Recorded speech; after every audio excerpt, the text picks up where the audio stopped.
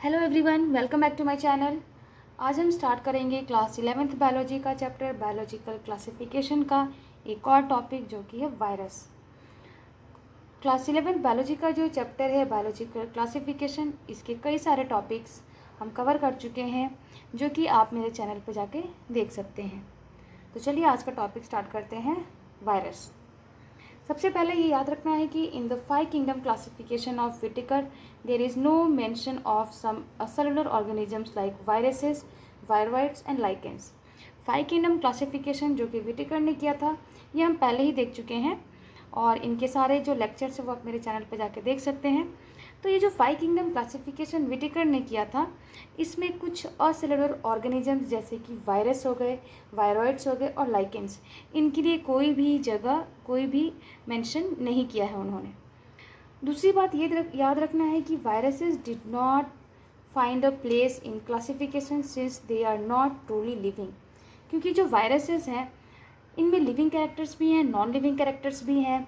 तो इसीलिए जो क्लासिफिकेशन हुआ उस क्लासिफिकेशन में इनको कोई अलग से प्लेस नहीं मिला है, क्योंकि ये ट्रूली लिविंग नहीं है।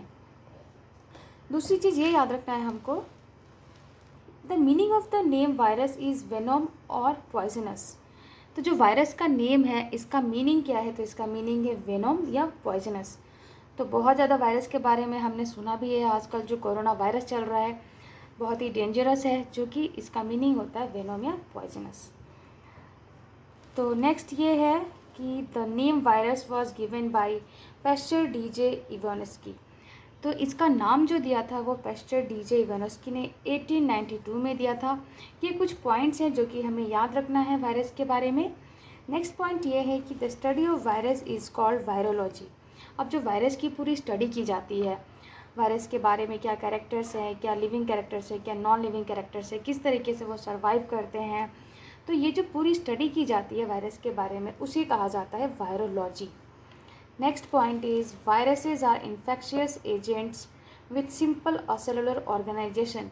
जो वायरसेस हैं बहुत ही इन्फेक्शन फैलाते हैं, तो इन्फेक्शियस एजेंट्स हैं और इनका जो ऑर्गेनाइजेशन है वो असेलुलर होता है। They have the properties of both living and non living things. क्योंकि वायरसेस ट्रूली लिविंग नहीं हैं, क्योंकि उनके अंदर लिविंग और नॉन लिविंग थिंग्स के दोनों ही कैरेक्टर पाए जाते हैं। तो लिविंग कैरेक्टर्स क्या हैं और नॉन लिविंग कैरेक्टर्स क्या हैं, ये सब हम एक एक करके देखेंगे आगे। नेक्स्ट पॉइंट ये है कि viruses reproduce only within living cells and are obligate intercellular parasite. जो वायरसेस हैं अगर किसी लिविंग सेल के अंदर हैं या होस्ट बॉडी के अंदर हैं तो ही वो सर्वाइव कर पाते हैं या रिप्रोड्यूस कर पाते हैं, इसीलिए ये ऑब्लिगेट इंटरसेलुलर पैरासाइट कहलाते हैं। तो ये तो कुछ जनरल पॉइंट्स हो गए। अब हम देखेंगे कि वायरसेस के लिविंग कैरेक्टर्स क्या क्या हैं और नॉन लिविंग कैरेक्टर्स क्या क्या हैं। तो चलिए स्टार्ट करते हैं एक एक करके।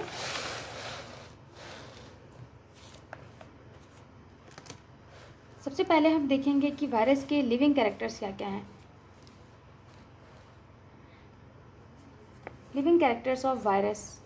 सबसे पहला पॉइंट यह है कि every virus is made of either DNA और आरएनए एंड प्रोटीन। तो जो भी वायरस है वो या तो डीएनए से बने, उनके अंदर डीएनए होगा या आरएनए होगा। मीन्स वो अगर उनका जो बॉडी बना हुआ है डीएनए से बना हुआ है या आरएनए से बना हुआ है एंड प्रोटीन से। डीएनए और आरएनए दोनों एक साथ प्रेजेंट नहीं रहता है।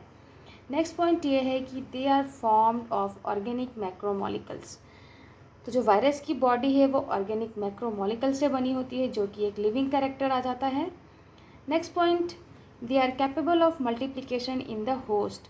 अब अगर ये किसी होस्ट बॉडी के अंदर है तो आराम से ये क्या कर सकते हैं, मल्टीप्लिकेशन कर सकते हैं और अपना नंबर इंक्रीज कर सकते हैं। तो नेक्स्ट पॉइंट है कि they can reproduce inside the living cell.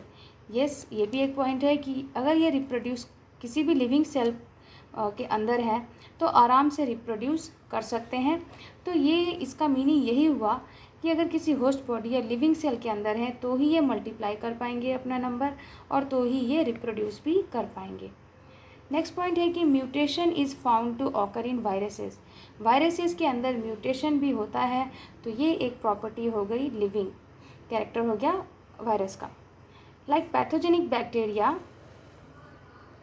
It also can not live without living cell. जैसे कि पैथोजेनिक बैक्टीरियाज को सर्वाइव करने के लिए कोई ना कोई लिविंग सेल चाहिए, उसी तरीके से जो वायरस है ये बिना लिविंग सेल के सर्वाइव नहीं कर सकते। अगर लिविंग सेल के बाहर हैं तो ये वो बिल्कुल भी नॉन लिविंग कैरेक्टर शो करेंगे।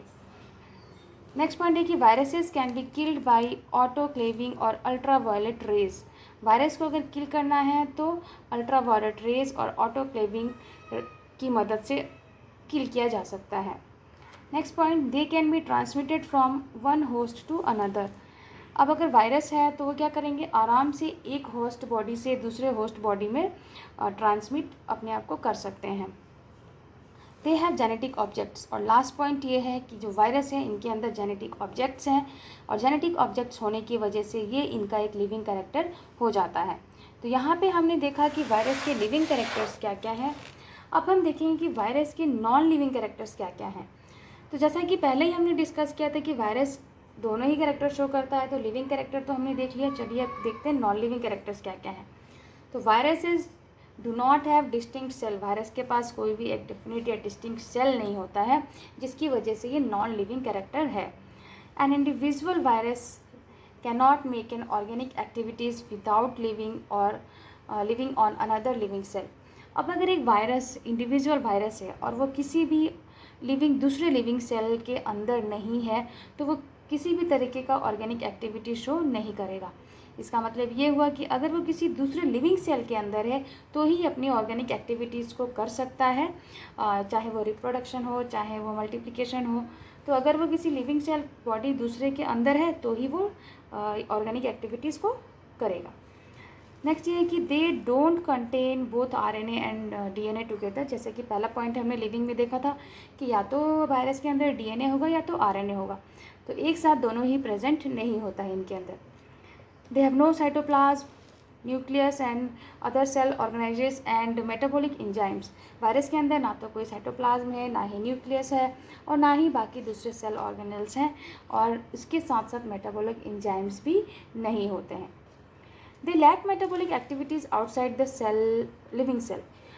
लिविंग सेल के अगर बाहर है तो किसी भी तरीके का मेटाबॉलिक एक्टिविटीज़ नहीं शो करेगा, वो लिविंग सेल के अंदर रहेगा तो ही मेटाबॉलिक एक्टिविटीज़ हो पाएंगी। They do not reproduce outside the living cell, और साथ ही साथ वो रिप्रोड्यूस भी नहीं कर पाएंगे अगर दूसरे लिविंग सेल के अंदर नहीं है। दूसरा लिविंग सेल मतलब कि होस्ट बॉडी हो गया, तो होस्ट के अगर अंदर है तो ही वो मेटाबॉलिक एक्टिविटीज़ कर पाएंगे, और अगर होस्ट के अंदर है तो ही अपने रिप्रोडक्शन भी कर सकते हैं। नेक्स्ट है कि दे कैन बी क्रिस्टलाइज।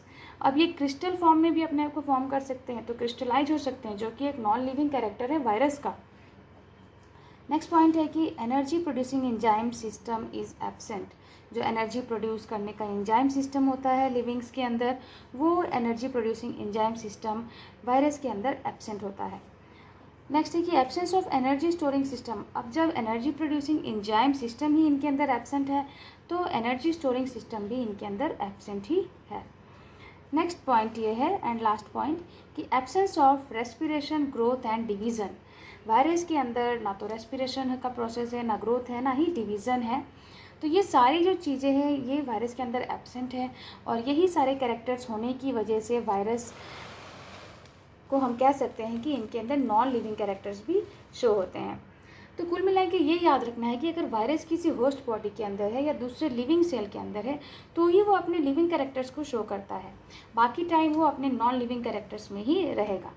इसीलिए इन्हें कहा गया है कि ये ट्रूली लिविंग नहीं है, और इसी वजह से जो विटेकर का 5 किंगडम क्लासिफिकेशन है उस 5 किंगडम क्लासिफिकेशन में इन्हें कोई भी पर्टिकुलर प्लेस नहीं मिला है।